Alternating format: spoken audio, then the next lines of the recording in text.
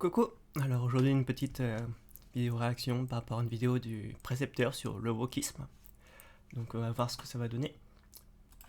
Est-ce que enfin une personne saurait définir ce qu'est la, les fameuses personnes wokistes? C'est ce qu'on va voir. On va un petit peu rentrer ça c'est. Bonjour à tous. Aujourd'hui, Je vais d'ailleurs augmenter la vitesse.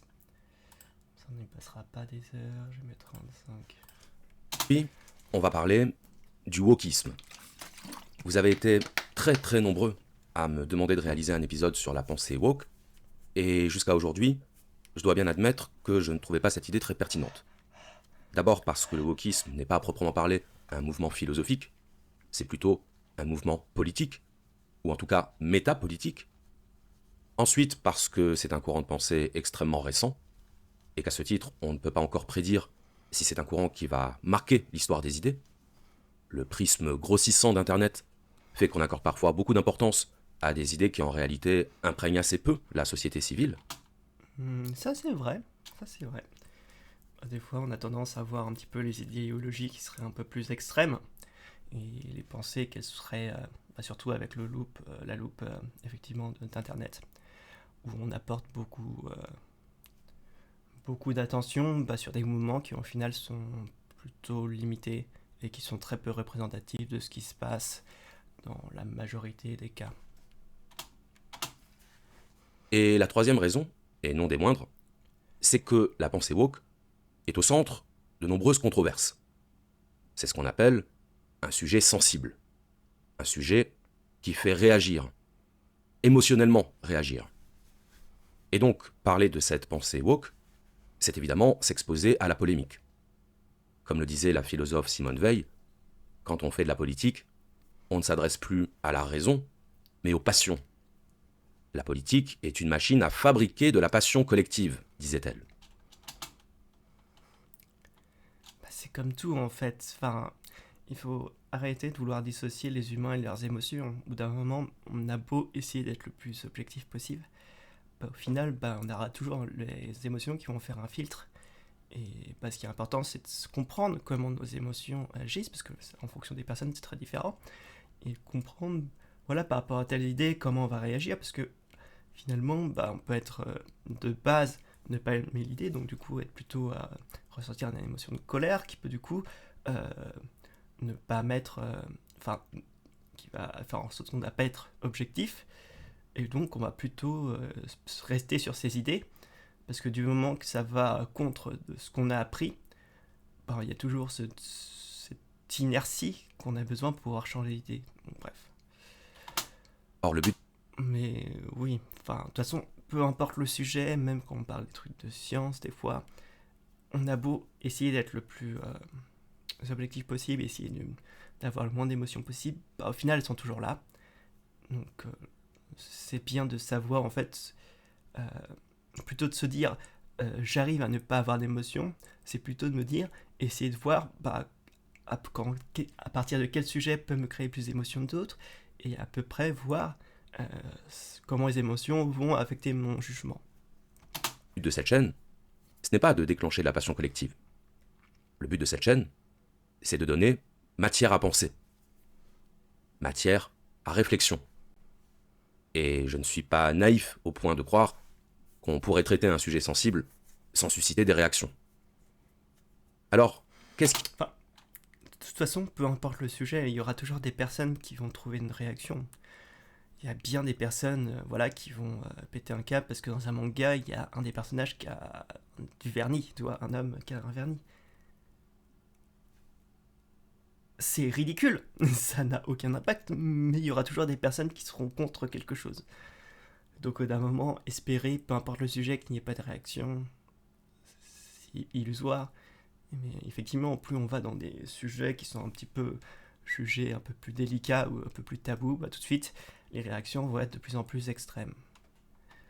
Mais bon, après, il faut aussi se dire que la majorité des personnes, en fait, sont silencieuses. Et donc, tous les commentaires qu'on reçoit, etc., on va surtout les recevoir par des extrêmes, que ce soit de façon négative ou positive. Et donc voilà, ces retours ne sont pas forcément représentatifs de ce que pense en globalité la communauté. Qui rend ce sujet du wokisme aussi sensible? Eh bien, c'est le fait qu'il touche à un tabou au sens anthropologique, à savoir le racisme. Nous vivons dans une société dans laquelle le racisme est condamnable et condamné, aussi bien par la loi que par la réprobation sociale. Une société où le racisme n'est pas, comme le dit l'expression, une opinion, mais un délit. Et donc cette question du racisme cristallise beaucoup d'affects. Traiter quelqu'un de raciste, ce n'est pas seulement qualifier ses opinions, c'est l'exclure du champ de la respectabilité. Et cela vient essentiellement du fait que, durant le XXe siècle, le racisme a été la cause directe de plusieurs millions de morts. Donc il y a... Pas que parmi le dernier siècle. En fait, je pense même qu'on peut... c'est bête, mais même à mon avis, dans les premières civilisations, surtout au temps des cueillettes, les hommes ont toujours trouvé une excuse pour pouvoir détester les autres, au final. Parce qu'au bout d'un moment, c'était la tribu d'à côté, puis après c'était le canton d'à côté, puis après c'était le pays d'à côté, puis après c'était les différentes couleurs. Bref, il y a toujours des gens qui vont avoir la nécessité de se comparer, de se croire supérieur à d'autres. Enfin bref. Un traumatisme civilisationnel de l'Occident sur cette question, raison pour laquelle on peut parler de tabou.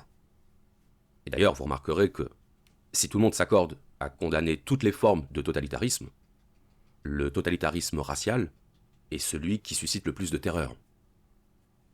Alors, quel rapport avec le wokisme, et avec le fait que le wokisme soit un sujet sensible? Eh bien, c'est le fait que le wokisme soit un mouvement antiraciste, mais qu'aux yeux de certains, le wokisme ne serait qu'un racisme inversé. Autrement dit, c'est l'idée que le wokisme ne chercherait pas à combattre le racisme, mais qu'il pratiquerait le racisme à l'égard des communautés s'étant rendues coupables de racisme dans l'histoire. En clair, que le wokisme serait un racisme anti-blanc. Et donc, là je pense que vous voyez bien le problème qui apparaît, à savoir que woke et anti-woke se rejettent mutuellement la balle du racisme. Ce qui donne généralement lieu à des débats qui n'en sont pas, à des dialogues de sourds où chacun accuse l'autre de ce dont il est accusé, étant entendu qu'à peu près personne n'accepte d'être qualifié de raciste, eu égard à ce que nous avons dit précédemment. Oui, et puis je pense que en fait, beaucoup de personnes n'arrivent pas à avoir une définition propre du wokisme. Parce que du coup, regardez, mais les personnes qui se définissent comme woke,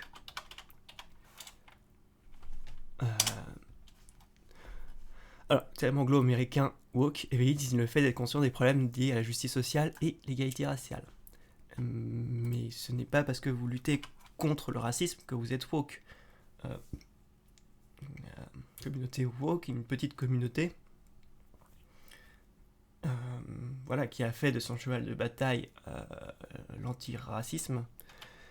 Et d'après ce que je comprends, je peux bien sûr me tromper, c'est qu'ils pensent que les autres ne sont pas conscients en fait des problèmes qui seraient liés à la justice sociale. Enfin bref. Je suis pas très fort sur le sujet. Pour moi, le mouvement woke a toujours été quelque chose d'un petit peu... Voilà, quelques personnes extrémistes aux États-Unis. Et je pense que du coup, en fait, beaucoup de personnes... c'est un peu comme beaucoup de personnes en fait à gauche qui aimaient définir en fait tous leurs opposants qui n'étaient pas d'accord comme des fachos, alors que le terme facho on peut plutôt même les personnes d'extrême droite ne sont pas toutes fachos, il faut vraiment remplir certaines conditions, et je pense un peu woke c'est un peu la même chose mais pour la droite, c'est qu'on se retrouve avec des personnes dès qu'on n'est pas d'accord avec eux, comme ce sont des termes comme maintenant, comme facho à l'époque, ou encore maintenant, ou woke, ce sont des termes qui sont qui ont un sens très péjoratif. Et donc c'est plus pour dire, de toute façon, peu importe, je suis pas d'accord avec toi parce que t'es woke, et comme t'es woke, peu importe tes opinions ou ta pensée, je serai jamais d'accord avec toi. Pareil pour le fascisme. C'est vraiment des trucs pour un petit peu déshumaniser une personne et lui dire, de toute façon, je m'en fous de ce que tu penses, de toute façon, t'auras toujours tort. Donc bon. Alors avant d'aller plus loin, et avant de nous demander ce que le wokisme dit de notre époque, il faut commencer par expliquer un peu les origines de ce courant de pensée. Alors déjà, il faut savoir que ce mot, wokisme, n'est pas une autodésignation. Ce ne sont pas les woke qui ont inventé le mot wokisme. Ce sont les opposants à la pensée woke qui ont inventé ce mot dans un but de dénigrement.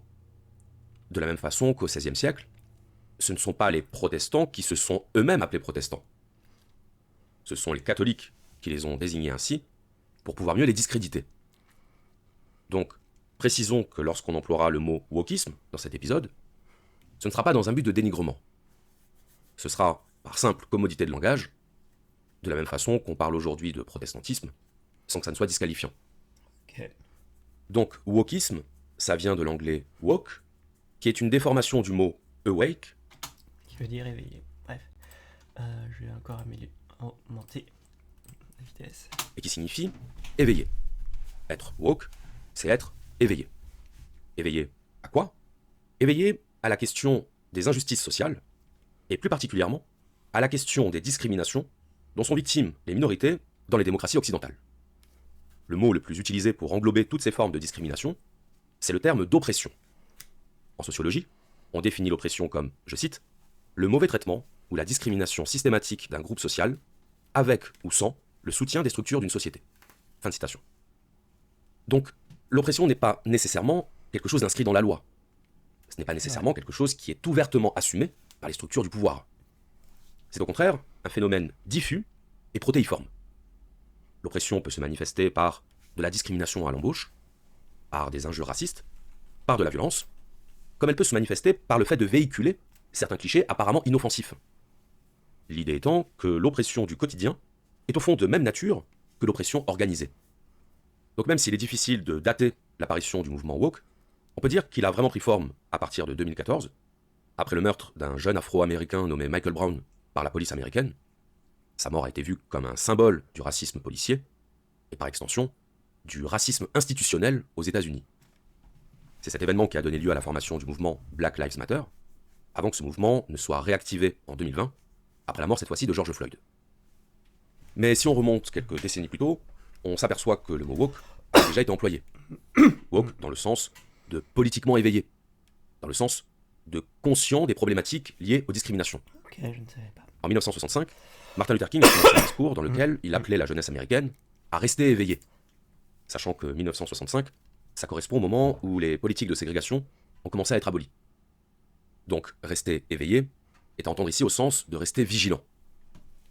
Et près de 30 ans plus tôt, en 1938, on trouve déjà l'expression « stay woke » dans une chanson du musicien noir américain Lead Belly, toujours dans cette idée d'être conscient des oppressions subies par la communauté noire.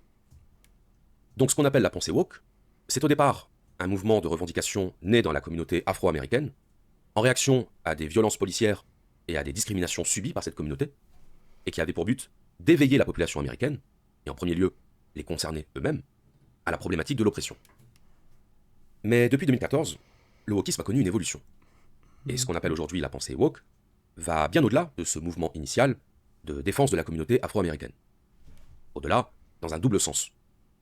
Au-delà de la communauté afro-américaine, puisque ce mouvement s'étend désormais à l'ensemble des minorités, minorités sexuelles, minorités religieuses, minorités de genre.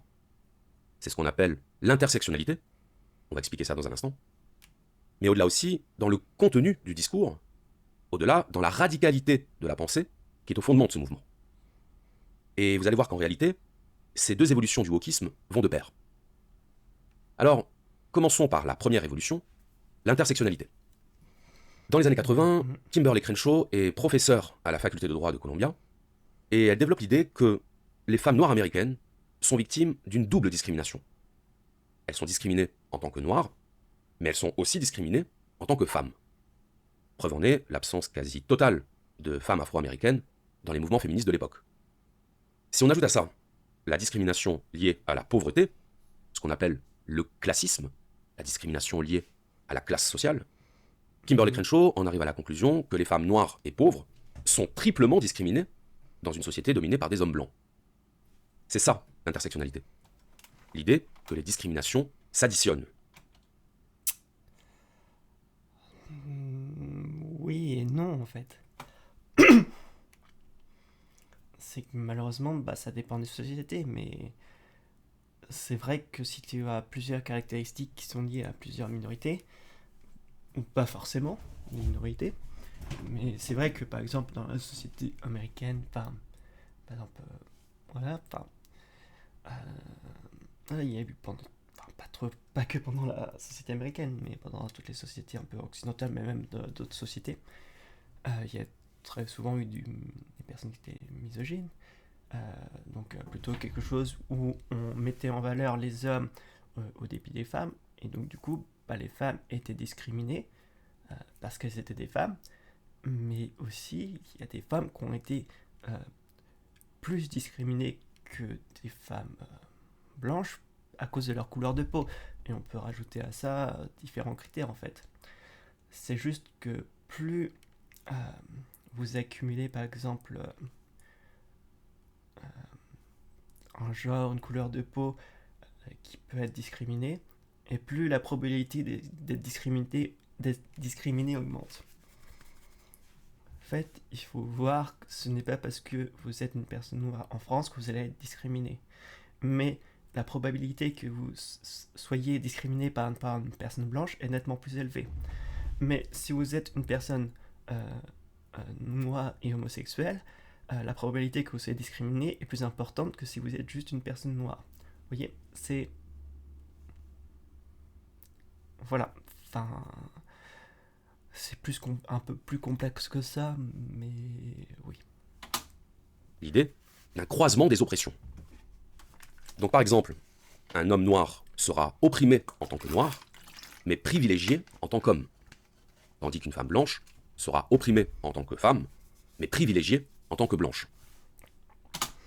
Alors, je tiens à rappeler que je déteste ce terme privilégié, je sais même pas d'où il vient.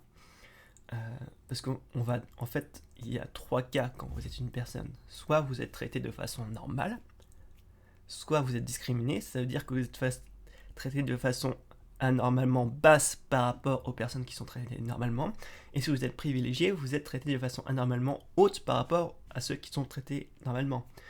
Mais quand on regarde dans notre société, les hommes sont traités dans la très grande majorité des cas de façon normale. Donc, je sais pas pourquoi beaucoup de gens gardent en fait ce terme de privilège. Il y a effectivement des gens qui sont privilégiés, mais comme le terme l'indique, ce sont des personnes qui sont traitées de façon anormale et donc anormalement élevée. On peut penser par exemple aux personnes qui sont plutôt riches, qui viennent de personnes aisées, qui vont avoir des avantages et qui vont être traitées de façon anormalement supérieure aux autres. Parce que la plupart des personnes vont par exemple aller dans des quartiers où du coup le prix des habitations va être moins élevé, et donc on peut se retrouver en fait avec des quartiers où par exemple les collèges vont avoir des niveaux différents, où plus les personnes qui sont dans les quartiers riches vont se retrouver avec des écoles qui vont être avec des élèves qui vont être plus performants. Bref, il faut bien faire différence entre être privilégié et être traité de façon normale. Si vous êtes un homme, dans la plupart des sociétés, cette caractéristique va être traitée de façon normale, c'est-à-dire qu'on ne va pas la prendre en considération. Contrairement si vous êtes riche, on va vous traiter de façon anormale parce que vous avez quelque chose de plus que les autres. Bref, tout ça pour dire que je déteste ce terme de privilégié qui est faux dans la très grande majorité des cas. Et donc il est possible de dresser une pyramide de l'oppression. Au sommet de la pyramide, les privilégiés. Les hommes blancs, hétérosexuels, des classes supérieures. Alors, on va revenir sur ce truc. Il n'y a pas de pyramide de je sais pas quoi. Bref. Il y a des personnes qui sont privilégiées. Et on se rend compte que la majorité des personnes qui sont privilégiées sont en fait des hommes blancs, hétéros et cisgenres. Mais ils ne sont pas privilégiés parce qu'ils sont hétéros ou cis. Ce que vous devez comprendre, c'est que dans la plupart des civilisations, être un homme cis hétéro, c'est la norme en fait. Donc ce sont des caractéristiques qui ne vont pas influencer votre carrière, votre vie, etc. Ou vous ayez peu de chances d'être influencé. Par contre, plus vous avez des caractères qui peuvent être discriminants, et plus vous avez la probabilité d'être discriminé. Voilà, c'est... Il faut arrêter de penser ça comme une pyramide, mais comme des choses où plus vous avez de caractères qui peuvent être discriminants, plus vous pouvez être discriminé. Et il y a des caractères qui ne sont pas des avantages, mais qui sont vus comme la norme, et donc qui ne sont pas, pris comme facteurs discriminants en fait. Puis là, on parle de facteurs discriminants plutôt négatifs, mais il va y avoir des facteurs discriminants qui vont être plutôt positifs, comme la richesse. Bref, des choses un peu comme ça. Il faut aussi savoir que les discriminations, etc., ce n'est pas uniquement lié aux facteurs qui vont être personnels, et donc de la personne. Ça peut être lié par rapport à où vous habitez, la culture locale, les différentes populations qui y sont présentes, les traditions, bref. C'est nettement plus complexe. Et même en France, en fonction de où vous habitez, dans quel quartier, etc., dans quelle rue, vous n'aurez pas affaire aux mêmes discriminations. Et tout en bas de la pyramide, les femmes de couleur, homosexuelles et appartenant au prolétariat. Ce qui pose évidemment le problème de la quantification de chacune de ces oppressions. Savoir si le fait d'être femme constitue une oppression plus ou moins importante que le fait d'être noir. Savoir si le fait d'être homosexuel constitue une oppression plus ou moins importante que le fait d'appartenir au prolétariat. Sans compter les autres motifs de discrimination, comme par exemple le handicap, ce qu'on appelle le validisme. Oui, on peut aussi parler de tout ce qui va être...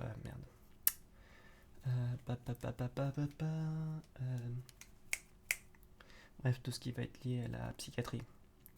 Bref, on va voir ça après. Mais ou juste, il n'y a pas besoin de savoir qui a la plus grosse en fait. Tout simplement, en fait, il y a une discrimination et on va faire en sorte que les personnes qui sont normalement discriminées, on va essayer d'éduquer les personnes pour qu'il y ait de moins en moins de discrimination. Le but n'est pas de savoir qui est le plus discriminé et qui est le plus avantagé.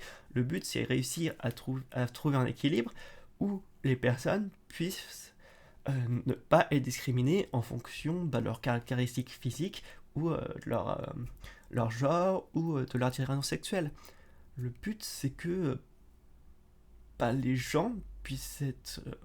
on puisse uniquement juger les gens en fonction, si on les aime bien, en fonction de leur goût, mais ne pas avoir... pour pas qu'ils soient discriminés au travail, etc., concernant des caractéristiques physiques ou des religions, ou je sais pas quoi.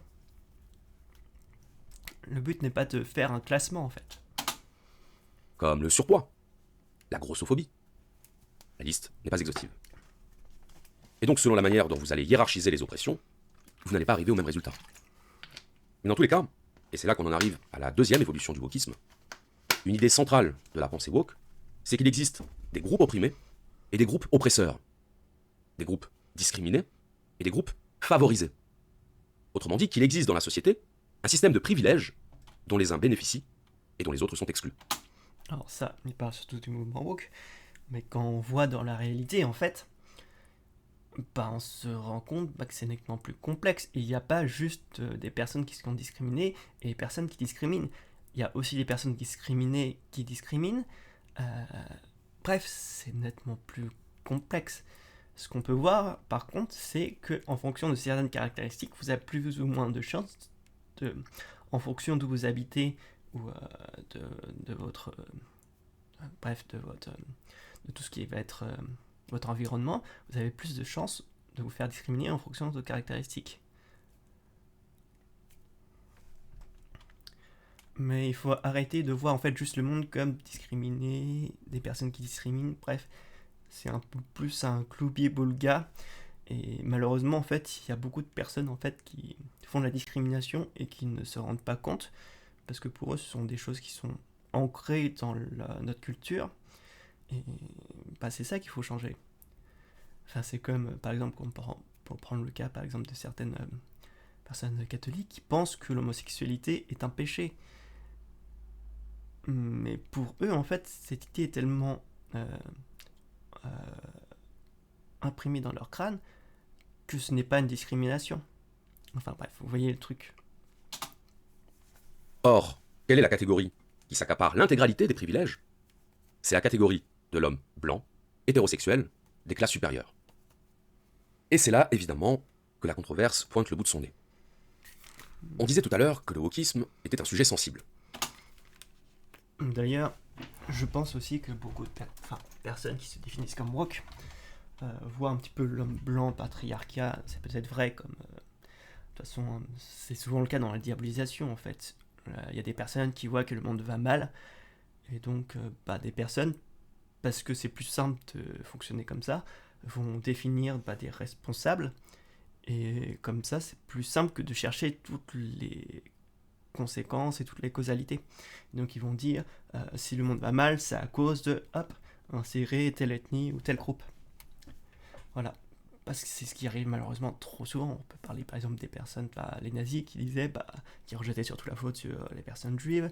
Il y a d'autres personnes qui vont rejeter la faute sur les personnes LGBT. Il y en a qui vont rejeter la faute, je sais pas, sur telle religion. Bref, il y aura toujours des trucs un peu comme ça. Plutôt que d'essayer de se rendre compte qu'au final, on est un petit peu tous responsables. Il y en a qui sont un peu plus que d'autres, mais il y a tellement de causalités qui ont fait que notre monde ne va pas très bien, qu'au final, c'est pas juste un facteur qui est compromettant, et se dire, au final, c'est comme un mur. Au bout d'un moment, quand on veut détruire le mur, on enlève brique par brique. Voilà, et chaque brique, en fait, est un élément problématique. Et le problème, ça prend du temps, ça prend beaucoup d'énergie pour trouver où sont les problèmes, trouver les solutions. Et malheureusement, ce n'est pas des solutions miracles. Et ce sont des trucs qui font pas plaisir. Plutôt que de dire, si le monde va mal, c'est à cause de ces personnes, et ils sont plus là, le monde ira bien. C'est faux, mais malheureusement, ça va plutôt dans ce sens. Pourquoi? Parce que le wokisme est un mouvement antiraciste et anti-discrimination. C'est un mouvement qui entend dénoncer et combattre les injustices dont font l'objet les minorités. Bon, ça, a priori, ce n'est pas quelque chose qui est de nature à créer la controverse. Même les gens les plus intolérants, même les gens les plus réactionnaires dans leur vision de la société, sont capables de reconnaître qu'il est juste de combattre les injustices. Ça, j'ai des doutes. J'ai des doutes. Il y en a qui pensent au contraire que les injustices sont bonnes. Enfin, je pense à certains hommes qui voient que les femmes doivent obéir aux hommes. Ça existe. Donc, oui, dans la plupart des cas, les personnes veulent le bien et pensent bien faire. D'ailleurs, il y a un adage qui dit l'enfer est pavé de bonnes intentions. Parce que ce n'est pas parce que vous avez l'impression que c'est la bonne chose que c'est effectivement le cas. C'est con, mais les nazis étaient persuadés de faire le bien avec leur régime, etc. Voilà. Mais il y a des personnes pour qui ça arrive, c'est très peu, mais il y a des personnes qui aiment juste faire le mal. Voilà. Donc, juste pour apporter un peu plus de nuances, plutôt que de dire tout le monde fonctionne comme ça, non. Il y a une majorité de gens qui veulent le bien, mais c'est un peu toujours plus nuancé. Par définition. Mais la controverse arrive quand il s'agit de désigner les auteurs de ces injustices, c'est-à-dire la catégorie des oppresseurs. Partant du principe que s'il y a des opprimés, c'est qu'il y a des oppresseurs, il convient de nommer les oppresseurs pour mieux les combattre. N'oublions pas que nous sommes dans un mouvement de revendication, avec ce que ça implique en termes de conflictualité. Or, l'oppresseur ne peut être que celui qui bénéficie des normes sur lesquelles est construite la société. Dans les sociétés occidentales, la population est historiquement une population blanche, le pouvoir a été historiquement détenu par des hommes, la norme a été historiquement l'hétérosexualité, et les plus privilégiés ont été historiquement les riches. Et cette catégorisation sociologique de la domination, cette idée de strate de privilèges au sein de la société, ça nous conduit à un autre concept fondamental de la pensée woke, à savoir l'oppression systémique. L'oppression systémique, autrement dit, la domination structurelle. La domination ancrée dans les rouages de la société. Marx disait que l'économie représentait l'infrastructure de la société, autrement dit que la domination s'exerçait d'abord sur des bases économiques. Les propriétaires capitalistes sont les dominants, et les prolétaires sont les dominés. C'est comme tout, à chaque fois, il y a une partie de vrai, mais une partie de faux, en fait. Tout est toujours plus nuancé. Il n'y a pas que le capital qui joue, et c'est un petit peu tout, en fait. Euh, le cercle, la base économique joue, il va aussi avoir l'influence en fonction de telle famille. Bref, il y a tellement de facteurs qui rentrent en jeu que juste réduire comment se passe la société à un facteur,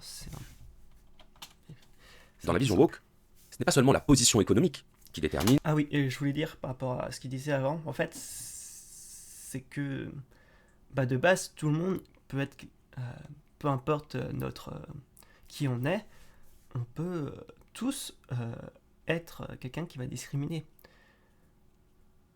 Et donc plutôt que de chercher en fait qui sont qui sont problématiques, c'est de je pense pas que ça a un intérêt, mais c'est plutôt dénoncer en fait les messages, dire quelles sont les phrases qui sont discriminantes et quels sont le problème. Parce qu'au bout d'un moment,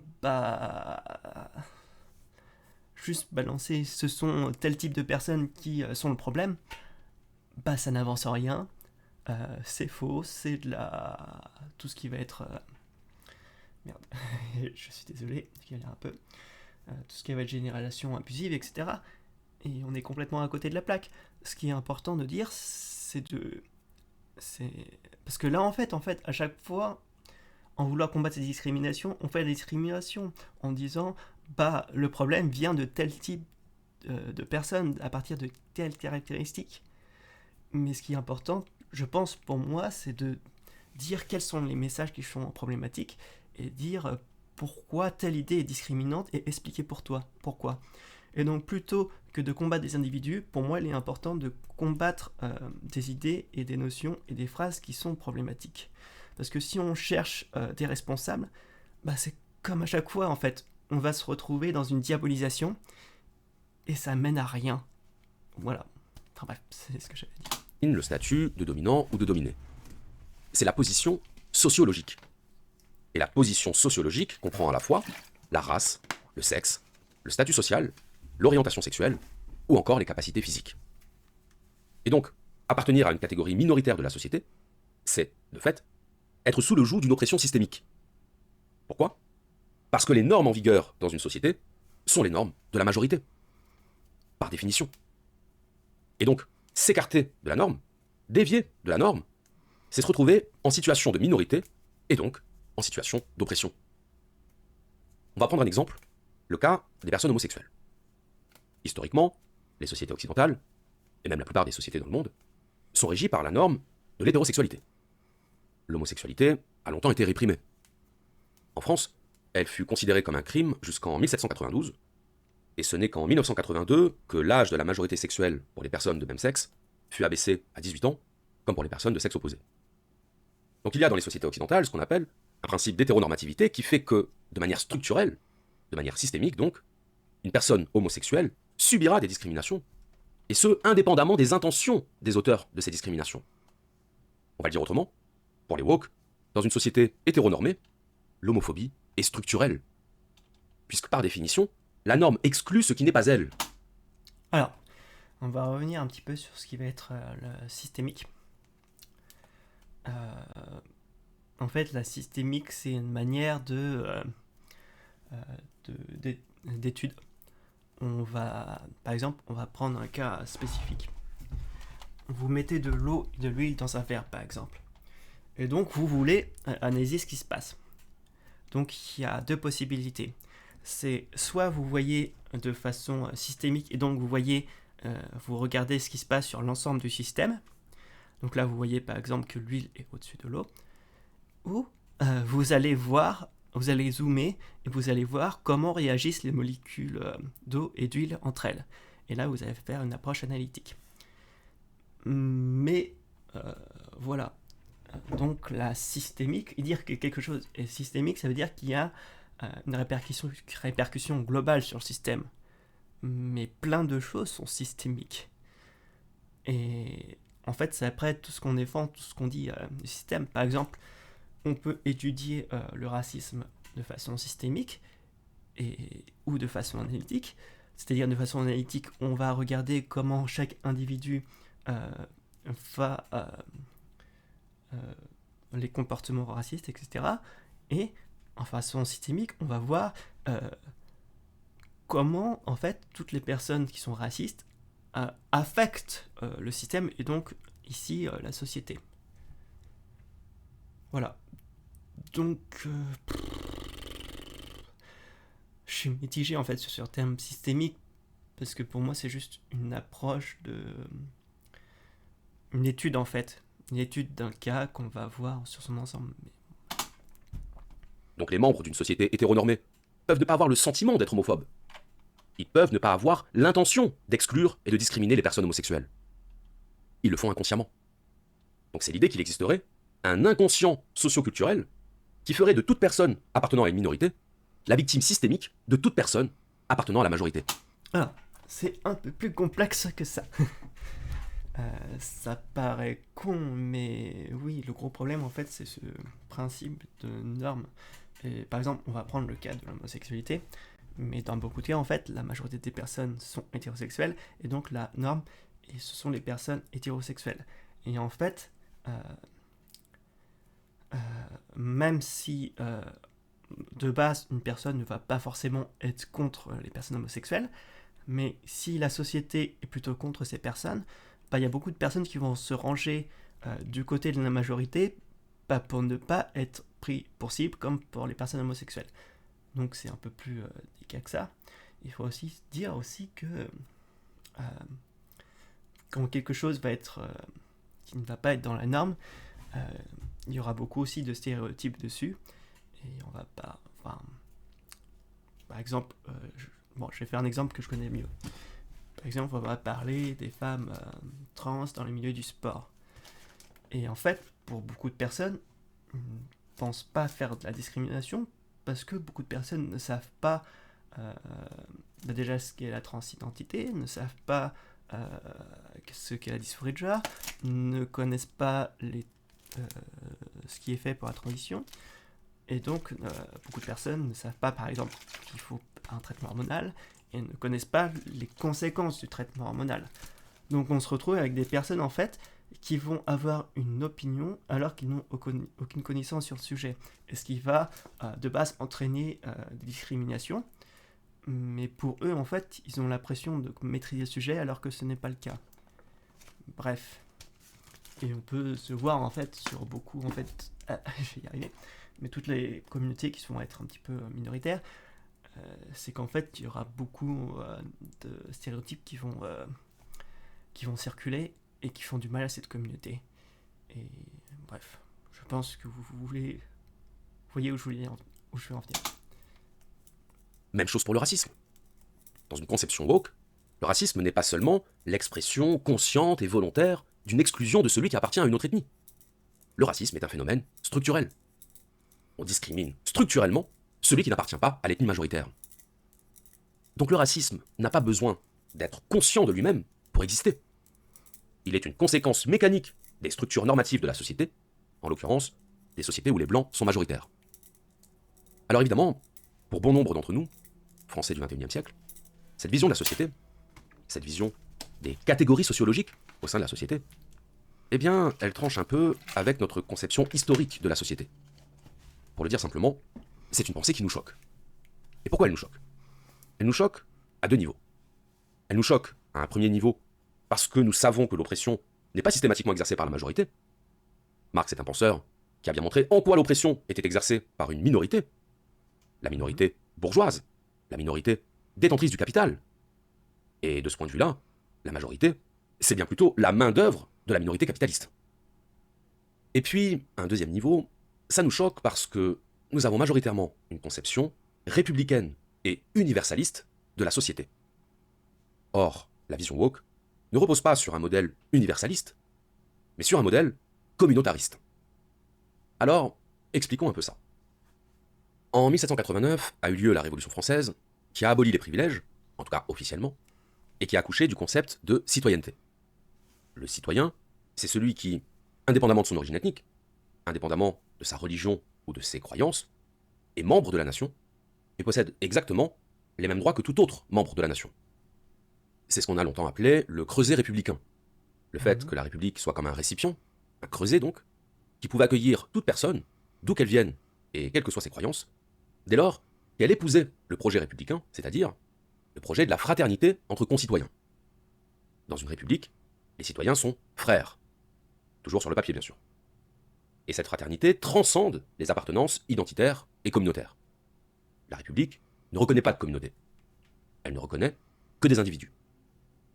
En 1905 a été instaurée la loi sur la laïcité, dite loi de séparation des églises et de l'État. Qu'est-ce que nous dit cette loi? Elle nous dit tout simplement que le catholicisme... Ah, je crois que je vais peut-être... Ouais, je vais faire une petite pause. Voilà, fin de la première partie, et puis je vous retrouve pour la deuxième. Bisous.